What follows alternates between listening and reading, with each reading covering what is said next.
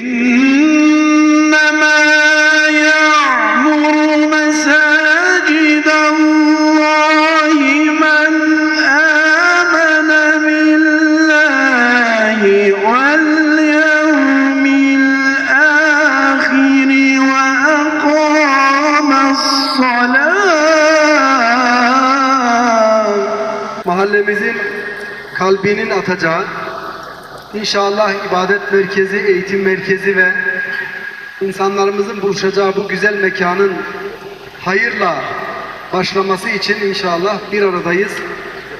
Cenab-ı Hak evvela bu eserin hayırla tamamlandığını görmemizi de bizlere nasip eylesin. Bu camimizin de hayırseveri Osman ağabey, Allah kendisinden razı olsun, caminin yapımının tamamını üstlendi.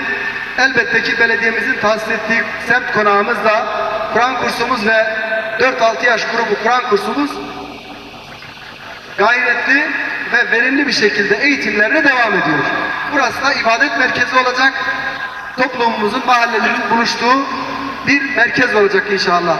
Bu vesileyle katkı sunan her bir kardeşimize, özellikle hayırsever ağabeyimize ve burada çalışacak olan her bir kardeşimize teşekkür ediyorum. Malatya'mız için yapılan atılan her bir temel, her bir adım bizim ne kadar yol aldığımızın bir göstergesi. Allah'a ne kadar şükretsek azdır. Cumhurbaşkanımızın liderliğinde yepyeni bir Malatya inşa edildi. Yepyeni ilçeler inşa edildi. Şehrimiz 124.000 bağımsız bölüm inşa edilince bunların donatı alanlarının da bir an önce yapılması gerekir. Camilerimiz özellikle mahallelerimizde bizim toplanma, bizim buluşma alanlarımız, ibadethanelerimiz. Tabi camileri sadece hani namaz kılınacak bir yer olarak görmemek lazım. Genelde böyle bir algı oluşturulmaya çalışıyor ama camiler bizim inancımızda Müslümanlar için toplanma yeri, kendilerini eğitme yeri, geliştirme yeri, kaynaşma yeri, dayanışma yeri. Dolayısıyla mahallelerde camilerin bizim için çok büyük bir önem arz ettiğini her platformda söylüyoruz. Camilerimiz artık Allah'a şükürler olsun. Yanında ya da altında taziye ya da 6 yaş grubu Kur'an kursları da ilave ederek yapıyoruz mutlaka. O bölgede ihtiyaç varsa. Şunu özellikle söyleyeyim. Burası adı Mescid-i Aksa Camii. Bizim için bu ayrı bir önem taşıyor. Mescid-i Aksa bizim ilk kıblemiz.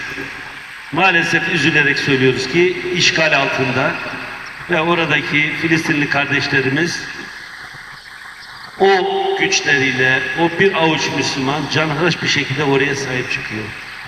Bizim de burada Müslümanlar olarak her zaman onların yanında olduğumuzu ifade ediyoruz ama sadece ifade etmek yetmiyor. Sadece kınamak yetmiyor. Sürekli bir katliam, sürekli bir onların hakikaten yok edilmesine yönelik bir çalışma var. Biz de Müslüman olarak her zaman evet onların yanında olduğumuzu belirtiyoruz ama maddi olarak da her yönüyle onların yanında olmamız gerektiğini söylüyorum. Ve her zaman için bunu canlı tutmamız gerektiğine inanıyorum. Hani biz de mühendis olduğumuz için biraz inşaatlar bu şekilde beton dökmeyin. Bakın bu şekilde beton dökmeyin. Beton mikser gelmiş çalışıyor ama maalesef şu anda dökmemenizi istiyor. Hocam size de söylüyorum. Şimdi burada böyle bir olmaz yani. Bunu zeminini falan bir toparlayın, demirlerini bir toparlayın. Beton dökecek hale getirin, ondan sonra dökümü. Biz şimdi evet selamladık, açılışımızı yapmış olalım ama biraz toparlayın, temelleri, demirleri, bu aradaki şeyleri arkadaşlar. Kardeş, sen yüklenici firmasın bak, bunun böyle beton atmayacağını bilmen lazım. Anladım, olsun. Yani böyle de olsa olmaz. Bir düzenleme yapın, basma yapın. Ondan sonra biraz beton artık varsa başka yere gitsin, bu mikser yapsın. Buraya yeni bir mikser bir şey getirin. Burayı toparlamadan atmayın. İşi başından itibaren sıkı tutalım. Tamam mı? Camimiz Kaynarca'mıza, Malatya'mıza, İslam ümmetine hayırlara vesile olsun. Bu da güzel güzel işler yapılsın. Çoluk çocuğumuz eğitim alsın. Ben emeği geçen, önce bağışçıya da, yani kusura bakmasın bağışçımız, hani böyle bir iş gösterdik ama bildiğimiz için söylemeden duramadık. Olmazdı da zaten böyle konatılmaz. Ama biz bağışçımıza gene teşekkür ediyoruz. Böyle bir yeri yapmaya teşebbüs ettiği için. Emeği geçen herkese sağ olsunlar, var olsun. Allah'a emanet olun diyor.